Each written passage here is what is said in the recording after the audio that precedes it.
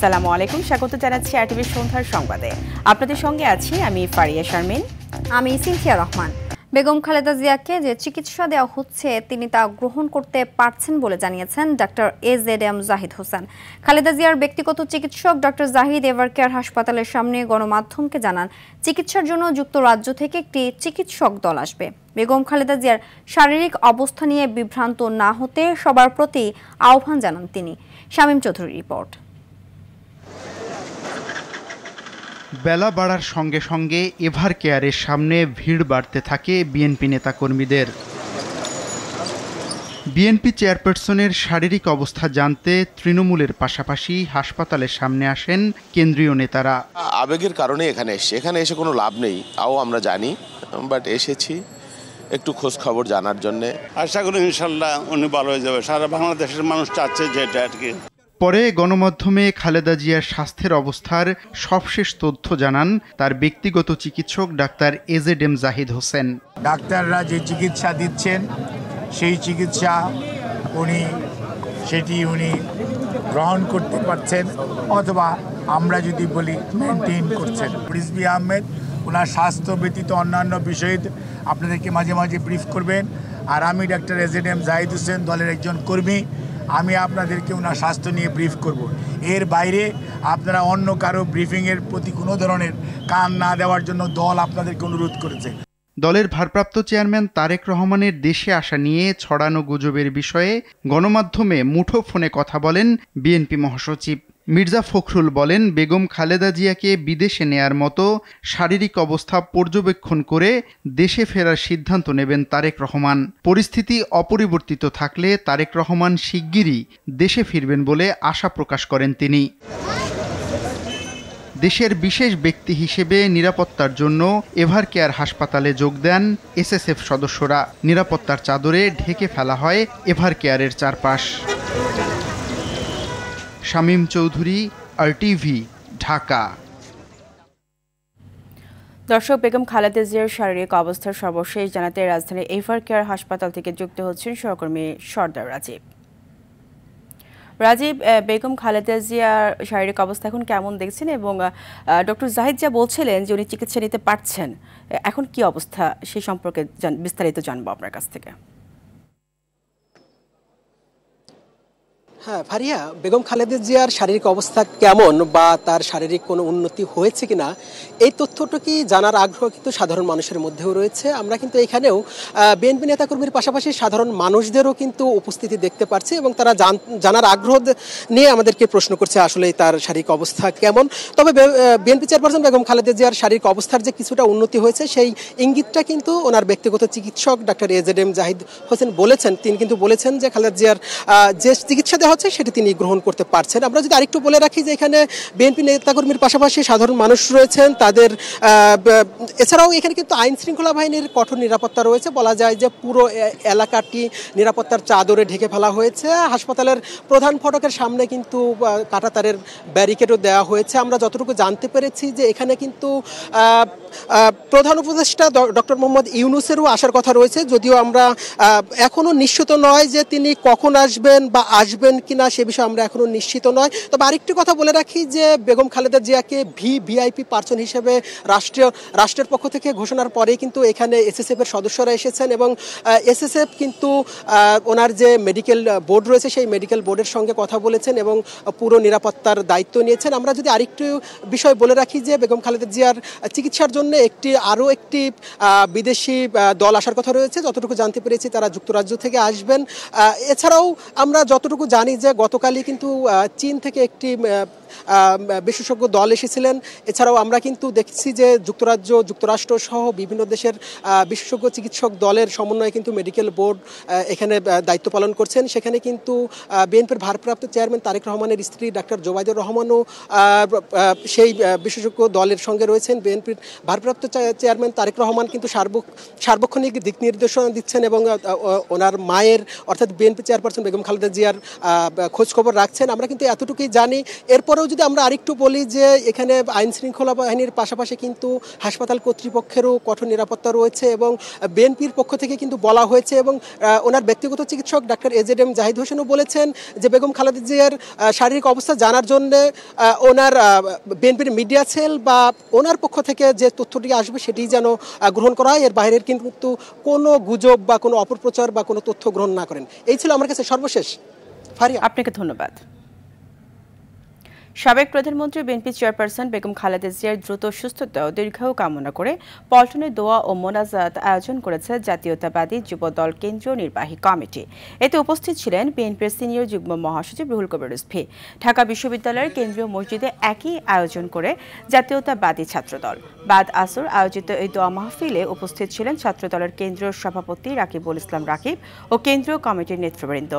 এদিকে দোয়া মোনাজাতে বেগম খালেদা জিয়ার দ্রুত আরোগ্য কামনা করে দোয়া মাহফিলের আয়োজন করে জাতীয়তাবাদী আইনজীবী ফোরাম।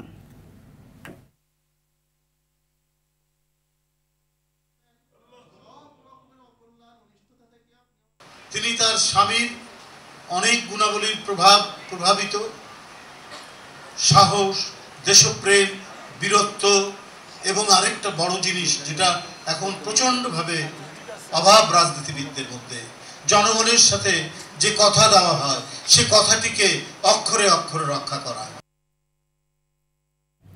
দেশবাসীর সম্মিলিত সমর্থনই জিয়া পরিবারের শক্তি প্রেরণার উৎস বলে মন্তব্য করেন বিএনপির ভারপ্রাপ্ত চেয়ারম্যান তারেক রহমান।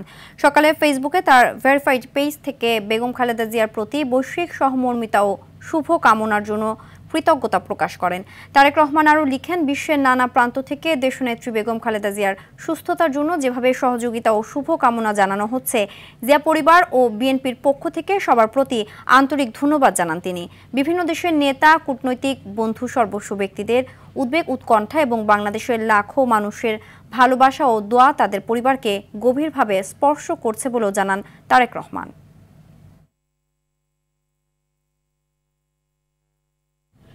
বিএনপির ভারপ্রাপ্ত চেয়ারম্যান তারেক রহমান দেশে ফেরার পর নিরাপত্তা নিয়ে কোনো ঝুঁকি নেই বলে জানিয়েছেন স্বরাষ্ট্র উপদেষ্টা জাহাঙ্গীর আলম চৌধুরী। তিনি বলেন, প্রয়োজনে তাকে বিশেষ নিরাপত্তা দেওয়া হবে। সচিবালয়ে সাংবাদিকদের কথা বলেন স্বরাষ্ট্র উপদেষ্টা। এদিকে পররাষ্ট্র উপদেষ্টা মোহাম্মদ তৌহিদ হোসেন বলেছেন, তারেক রহমান ট্রাভেল পাস চাইলে যে কোনো সময় ইস্যু করা হবে। বিস্তারিত বিল্লাল হোসেনের রিপোর্টে। বিএনপির চেয়ারপারসন বেগম খালেদা জিয়া গুরুতর অসুস্থ হয়ে রাজধানীর এভারকেয়ার হাসপাতালে চিকিৎসাধীন। অসুস্থ মাকে দেখতে কখন আসবেন দলের ভারপ্রাপ্ত চেয়ারম্যান তারেক রহমান তা নিয়ে চলছে নানা আলোচনা। সামাজিক যোগাযোগ মাধ্যমে গুঞ্জন, 2-1 দিনের মধ্যেই আসছেন তারেক রহমান। এ বিষয়ে পররাষ্ট্র উপদেষ্টা জানালেন, লন্ডনে অবস্থানরত তারেক রহমান এখনো ট্রাভেল পাস চাননি, চাইলেই ইস্যু করা হবে।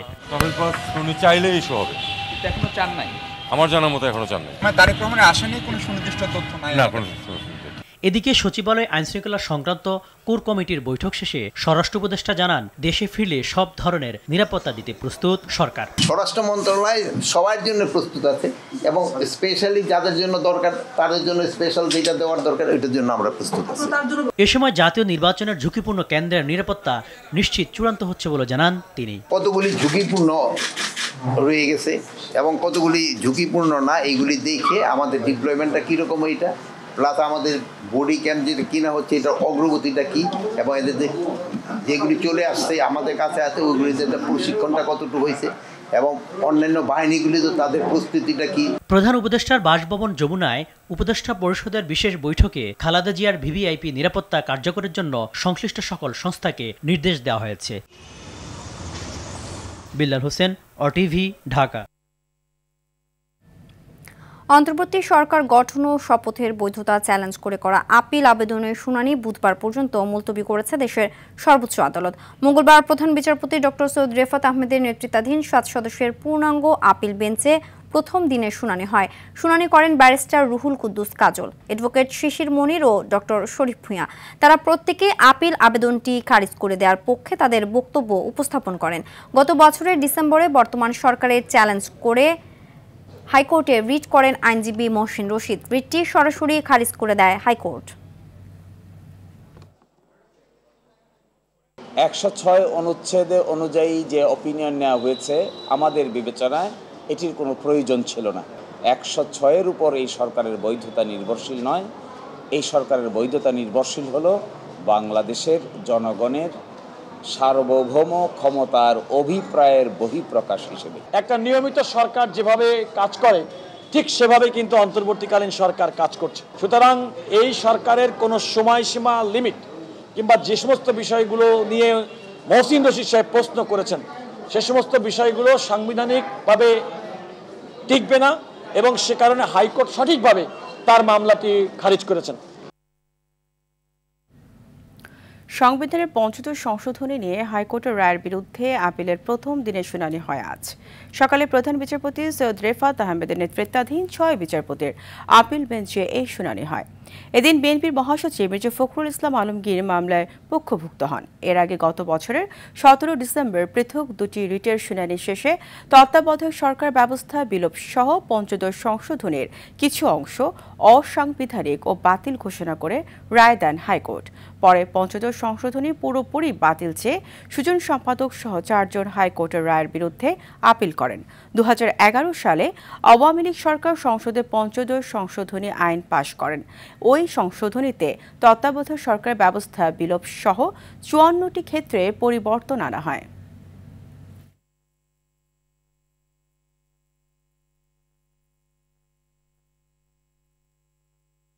জুলাই গণঅভ্যুত্থানে কুষ্টিয়ায় ৬ জনকে হত্যাসহ ৮ অভিযোগে জাসদ সভাপতি হাসানুল হক ইনুর বিরুদ্ধে করা মামলার পরবর্তী সাক্ষ্য গ্রহণ ৭ ডিসেম্বর। মঙ্গলবার দ্বিতীয় দিনের সাক্ষ্য গ্রহণ শেষে এদিন ধার্য করে আন্তর্জাতিক অপরাধ ট্রাইব্যুনাল ২। এদিন একই ট্রাইব্যুনালে সাভারের আশুলিয়ায় ৬ লাশ পোড়ানো সহ ৭ জনকে হত্যা মামলায় সাক্ষ্য নেওয়া হয়। ২৪তম সাক্ষী হিসেবে জবানবন্দি দেন তদন্ত কর্মকর্তা জানে আলম। এছাড়া ট্রাইব্যুনাল ১-এ জুলাই আন্দোলনে রাজধানীর রামপুরায় ছাদের কার্নিশে ঝুলে থাকা এক ব্যক্তিকে গুলি করা সহ ২ জনকে হত্যা মামলায় ডিএমপির সাবেক কমিশনার হাবিবুর রহমান সহ ৫ জনের বিরুদ্ধেও সাক্ষ্য নেওয়া হয়।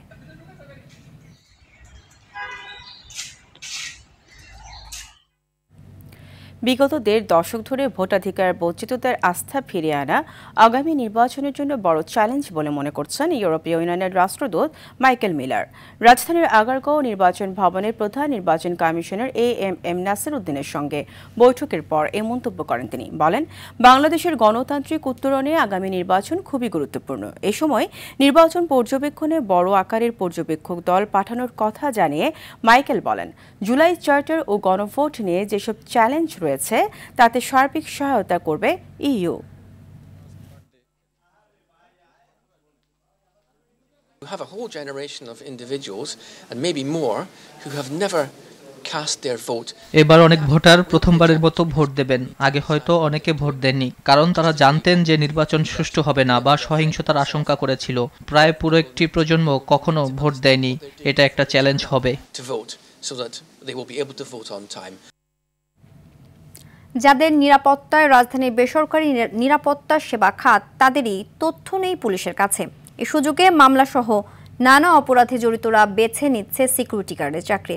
আরটিভির অনুসন্ধানে উঠে এসেছে সারা দেশ থেকে আসা বিভিন্ন অপরাধে জড়িত ব্যক্তিরা সহজে নিবন্ধনহীন বেসরকারি নিরাপত্তা সংস্থার মাধ্যমে রাজধানীর বিভিন্ন বাসাবাড়ি অফিসে সিকিউরিটির কাজ নিচ্ছে। মোহাম্মদ সাইমের ৩ পর্বের ধারাবাহিকের আজ দেখুন শেষ পর্ব। রাজধানীর উত্তরায় ব্যাঙের ছাতার মতো সাইনবোর্ডহীন এসব প্রতিষ্ঠান দাবি করছে সিটি কর্পোরেশনের ট্রেড লাইসেন্স ও জয়েন্ট স্টকের নিবন্ধন নিয়ে পরিচালিত হচ্ছে। অনেকে দাবি করছেন শ্রম অধিদপ্তরের কলকারখানা দপ্তর থেকে নিবন্ধন নিয়ে ব্যবসা পরিচালনার। ঠিকাদার সংস্থার একটা লাইসেন্স থাকে, হ্যাঁ, যেটা আপনার ইস্যু করা হচ্ছে কলকারখানা প্রতিষ্ঠান পরিদর্শন অধিদপ্তর। অথচ মেট্রোপলিটন এলাকায় বেসরকারি নিরাপত্তা সেবা সংস্থার নিবন্ধনের জন্য আইন ও নীতিমালা অনুযায়ী পুলিশ কমিশনারের দপ্তর থেকে নিবন্ধন নেয়ার কথা। তাই এসব প্রতিষ্ঠান সরকারের তদারকির বাহিরে থাকায় নিরাপত্তা প্রহরীর কাজে ঢুকে যাচ্ছে সারা দেশ থেকে আসা বিভিন্ন অপরাধে জড়িত ব্যক্তিরা। 4টা ক্যাটাগরির মানুষ আপনার বেশিরভাগ চাকরি করতে আসে। হয়তো তার গ্রামে সে কোনো মারামারি করছে, মারামারি কেসে সে এলাকায় থাকতে পারছে না, ঢাকায় এসে 2-4 মাস আপনার থাকা লাগতেছে, নয়তো কোনো কেসের আসামি, নয়তো আপনার দেখা গেল যে মানে বিভিন্ন ধরনের ঝামেলা।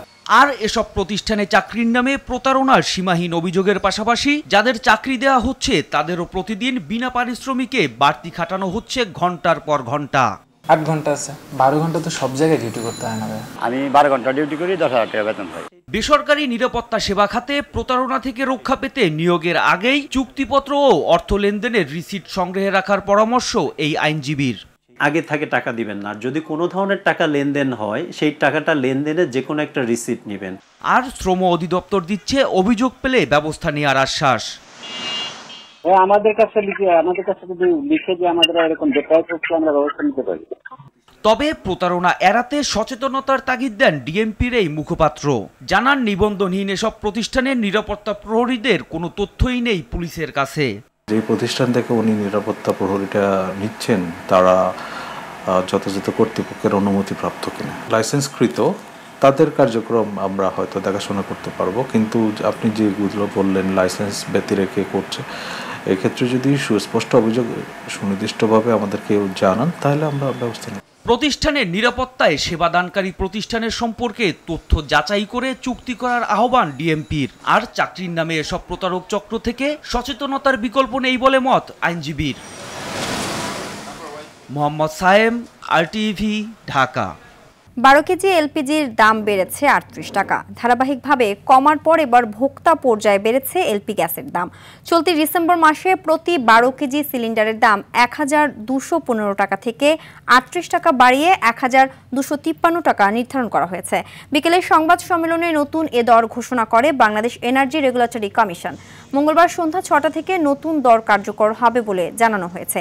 এছাড়া অটো গ্যাসের দাম 55 টাকা 58 পয়সা থেকে বাড়িয়ে 57 টাকা 32 পয়সা নির্ধারণ করা হয়েছে। এর আগে নভেম্বর মাসে এলপি গ্যাসের দাম 26 টাকা কমিয়ে 1215 টাকা নির্ধারণ করা হয়। পাশাপাশি অটো গ্যাসের দাম ভোক্তা পর্যায়ে 1 টাকা 19 পয়সা কমিয়ে 55 টাকা 58 পয়সা নির্ধারণ করা হয়। 12 কেজি সিলিন্ডারের মূল্য নভেম্বর মাসে যেখানে ছিল 1215 টাকা, 12 কেজি সিলিন্ডারের মূল্য ডিসেম্বর 2025 অর্থাৎ এই মাসে হবে এটা 1253 টাকা, অর্থাৎ প্রতি 12 কেজিতে বেড়েছে এটি 38 টাকা। কোম্পানি বিক্রি করবে 1158 টাকায়, পাইকারিতে বিক্রি হবে 1208 টাকা এবং খুচরা বিক্রেতাগণ বিক্রি করবে 1253 টাকা। দেশের বিভিন্ন স্থানে 4 দফা দাবিতে প্রাথমিক ও মাধ্যমিক বিদ্যালয়ের শিক্ষকদের অনির্দিষ্টকালের কর্মবিরতি চলছে। এতে স্থবির হয়ে পড়েছে শিক্ষা কার্যক্রম। তবে নগরীর 2-1টি বিদ্যালয়ে অভিভাবকদের সহায়তায় পরীক্ষা নেওয়া হচ্ছে। এদিকে দাবি আদায় না হওয়া পর্যন্ত আন্দোলন চলবে বলে জানান আন্দোলনরত শিক্ষকরা। প্রতিনিধিদের পাঠানো তথ্যচিত্র আরও জানাচ্ছেন আবরার মাহি। 3 দফা দাবিতে বরিশালের প্রাথমিক ও মাধ্যমিক বিদ্যালয়ের শিক্ষকদের অনির্দিষ্টকালের কর্মবিরতির ফলে শিক্ষার্থীদের সকল ধরনের পরীক্ষা বন্ধ রয়েছে। তবে নগরীর 2-1টি বিদ্যালয়ে অভিভাবকদের সহায়তায় পরীক্ষা নেওয়া হচ্ছে। তাদের কর্মবিরতি চলে, তারা পরীক্ষা নেয় না, গার্ডিয়ানরা নিতেছে। টিচার সে ধরন দেওয়া হতে পারবে, এত বছর সে পড়াশোনা করাইছে আমাদের বাচ্চাদের, সে প্রশ্ন ধরাই যেতে পারবে, কিন্তু আমরা চাই না যে গার্ডিয়ান পরীক্ষা নেই। সরকার উচিত এদের পরীক্ষাগুলো নেওয়ার পরেই সমাধানে আসা। তারা আন্দোলন করবে, পরীক্ষা শেষে তারা আন্দোলন করবে, স্কুল না খুলুক, কিন্তু রেগুলার পরীক্ষাগুলো নিয়ে নি। 4 দফা দাবিতে রংপুরে দ্বিতীয় দিনের মতো পূর্ণ দিবস কর্মবিরতি পালন করছেন সরকারি মাধ্যমিক শিক্ষক সমিতি। ফলে শিক্ষার্থীরা পড়ছেন ভোগান্তিতে। স্যারদের কর্মবিরতির জন্য আমরা পরীক্ষা দিতে পারতেছি না, এজন্য আমরা আসি আবার চলে যেতে হচ্ছে। এটা আমাদের অনেক সমস্যা হচ্ছে। পরীক্ষার সময় আন্দোলনটা না হইলেও হতো, কারণ আমাদের আর মাত্র 3টা পরীক্ষা ছিল। এই 3টা পরীক্ষা হয়ে যাওয়ার পরে হইতো, কারণ আমাদের অনেক ক্ষতি হচ্ছে। ওই নির্বাচনী পরীক্ষায় আমরা যে একটা প্রস্তুতি ছিল, অর্থাৎ এই প্রস্তুতিটা আমাদের এসএসসি পরীক্ষায় কাজে লাগতো। ওই প্রস্তুতিটা আমাদের এখন যদি পরীক্ষাটা না হয় তাহলে প্রস্তুতির আমাদের ব্যাঘাত ঘটবে।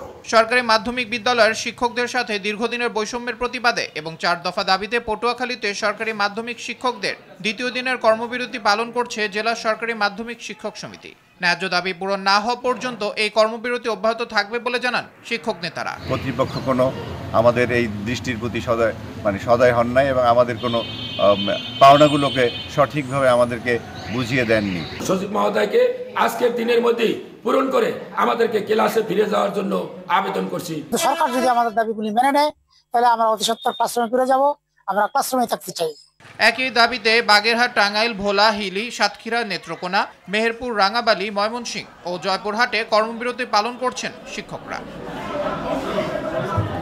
আবরার মাহি, আরটিভি। সংকট মোকাবেলায় প্রধান উপদেষ্টার হস্তক্ষেপ কামনা করেছে সম্মিলিত NTRCA নিবন্ধিত নিয়োগ বঞ্চিত শিক্ষক ফেডারেশন। জাতীয় প্রেস ক্লাবের সামনে সংবাদ সম্মেলন ও অবস্থান কর্মসূচি থেকে নেতারা নিয়োগ না পাওয়া পর্যন্ত রাজপথে থাকার হুঁশিয়ারি দেন। বক্তারা বলেন, 1 থেকে 12তম পরীক্ষায় নিবন্ধিত বৈধ সনদধারীরা দীর্ঘদিন ধরে নানা অনিয়ম ও প্রশাসনিক গাফলতির কারণে বঞ্চিত হয়েছে। সনদের মেয়াদ 3 বছর নির্ধারণকে আইন বিরোধী বলে উল্লেখ করেন তারা। অভিযোগ করেন, জাল সনদের মাধ্যমে প্রায় 60,000 নিয়োগ হয়েছে। ফলে বৈধ সনদধারী হয়েও নিয়োগ না পেয়ে মানবেতর জীবনযাপন করছেন তারা। গত 25 দিন ধরে প্রেস ক্লাবের সামনে লাগাতার আন্দোলন করে আসছেন নিয়োগ বঞ্চিত শিক্ষকরা।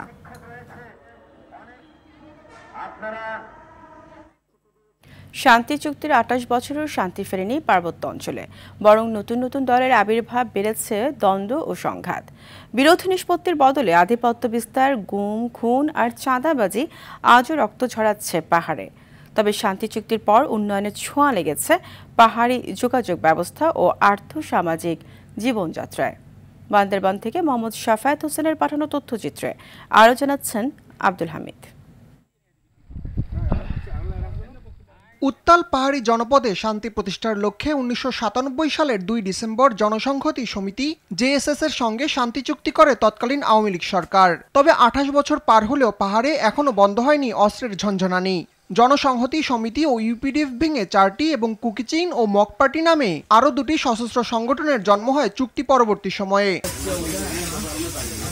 চুক্তিটি পূর্ণাঙ্গভাবে বাস্তবায়ন হলে নতুন নতুন সংগঠন সৃষ্টি হতো না বলে মত পাহাড়ি এই নেতার। পার্বত্য চুক্তি যদি ধারা পূর্ণাঙ্গভাবে বাস্তবায়ন হতো তাহলে এই বর্তমানে যে একটি অস্থিরতা চলছে পার্বত্যাঞ্চলে, এখানে অনেকগুলো সশস্ত্র গোষ্ঠী, নতুন নতুন গোষ্ঠীগুলো চলে আসছে, হয়তোবা এই সংগঠনগুলো এরকম গজিয়ে উঠতো না। আধিপত্যের লড়াই ও চাঁদাবাজির কারণেই মূলত পাহাড়ের এই হানাহানি। পার্বত্য নাগরিক কমিটির নেতারা বলছেন, সব পক্ষের সদিচ্ছার অভাবে ভূমি বিরোধ সহ বেড়েছে সাম্প্রদায়িক দাঙ্গা। টেকসই শান্তি চাইলে রাজনৈতিক সদিচ্ছার সাথে সাথে ভূমি বিরোধের নিষ্পত্তি করতে হবে, চুক্তির অসম ধারাগুলো বাতিল করতে হবে এবং অস্ত্রের জনজনানি বন্ধে রাষ্ট্রের কার্যকর পদক্ষেপ গ্রহণ করতে হবে। সরকার যথেষ্ট উন্নয়ন করেছে যখন যে সরকার এসেছে, অপরদিকে যাদের সাথে চুক্তি করেছে তারা একটি শর্ত চুক্তি রাখেনি। এমন একটা দীর্ঘ পর্যায়ে চলে গেছে যেটা না হওয়ার কারণে আমাদের বিশেষ করে পার্বত্য অঞ্চলে পাহাড়ি বাঙালির যে সংঘাত এটা ক্রমশ বেড়ে যাচ্ছে। পার্বত্য অঞ্চলের শান্তি যদি ফিরিয়ে আনতে চাই, অবশ্যই যে কোনো একটা দ্রুত বাস্তবমূলক পদক্ষেপ নেওয়া দরকার। সংকট নিরসনে ভূমি বিরোধ নিষ্পত্তি, ভারতে আশ্রিত শরণার্থী ও অভ্যন্তরীণ উদ্বাস্তুদের পুনর্বাসন, পাহাড়ি ও বাঙালিদের সমঅধিকার নিশ্চিত সহ জাতীয় সংলাপের মাধ্যমে চুক্তির পূর্ণাঙ্গ বাস্তবায়ন চান সংশ্লিষ্টরা।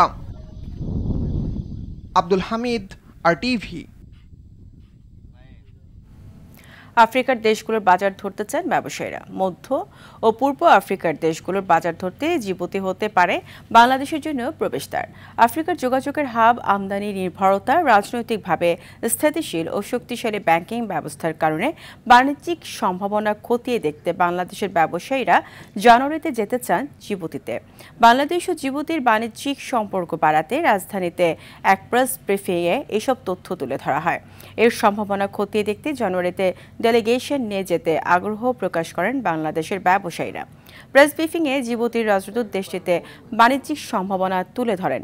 দেশ দুটি একে অন্যের সহযোগী হতে পারে বলে জানান ঢাকায় নিযুক্ত জিবুতির রাষ্ট্রদূত আব্দুল্লাহি আসওয়েসে। প্রবাসীদের পাঠানো রেমিটেন্স বৃদ্ধির ধারা অব্যাহত রয়েছে। গেল নভেম্বর মাসের পুরো সময়ে দেশে এসেছে প্রায় $2.89 বিলিয়ন প্রবাসী আয়। দেশীয় মুদ্রায় এর পরিমাণ 35,250 কোটি টাকার বেশি, যা প্রতিদিন গড়ে $9.25 লাখ। বাংলাদেশ ব্যাংকের তথ্য মতে এর মধ্যে রাষ্ট্রীয় মালিকানাধীন ব্যাংকের মাধ্যমে এসেছে $51.69 লাখ, বিশেষায়িত ব্যাংকে 27.95 লাখ, বেসরকারি ব্যাংকে 187.90 লাখ এবং বিদেশি ব্যাংকে $55 লাখ। নভেম্বরের শেষ সপ্তাহে এসেছে $54.61 লাখ। অক্টোবর ও সেপ্টেম্বরে রেমিটেন্স ছিল যথাক্রমে $256 ও $268 কোটি। গত অর্থ বছরে সর্বোচ্চ $30.32 বিলিয়ন রেমিটেন্স দেশে এসেছে। ফিক্সিং অভিযোগে 9 ক্রিকেটারের নাম বিপিএলের নিলাম থেকে বাদ দেওয়াটা অযৌক্তিক বলে মন্তব্য করেছেন বিপিএলের গভর্নিং কাউন্সিলের সাবেক সদস্য, BCB পরিচালক ফাহিম সিনহা। দুপুরে ক্রিকেট কমিটি অফ ঢাকা মেট্রোপলিটনের এক জরুরি সভায় এমন মন্তব্য করেন তিনি। এই সময় ফাহিম সিনহা প্রশ্ন তোলেন, বোর্ডের কিছু কর্মকর্তাও অভিযুক্ত, তারা কেন এখনও পরিচালক পদে বহাল আছেন। এদিন লীগ বর্জন করা ক্লাবগুলোর সংগঠকরা জানান তারা এখনও নিজেদের সিদ্ধান্তে অটল রয়েছেন, আর তামিম ইকবালের ক্লাবের খেলা চালিয়ে যাওয়ার সিদ্ধান্তটা তার একান্ত চিন্তাভাবনা। তবে তামিম এখনও বাকি ক্লাবগুলোর সঙ্গেই রয়েছেন।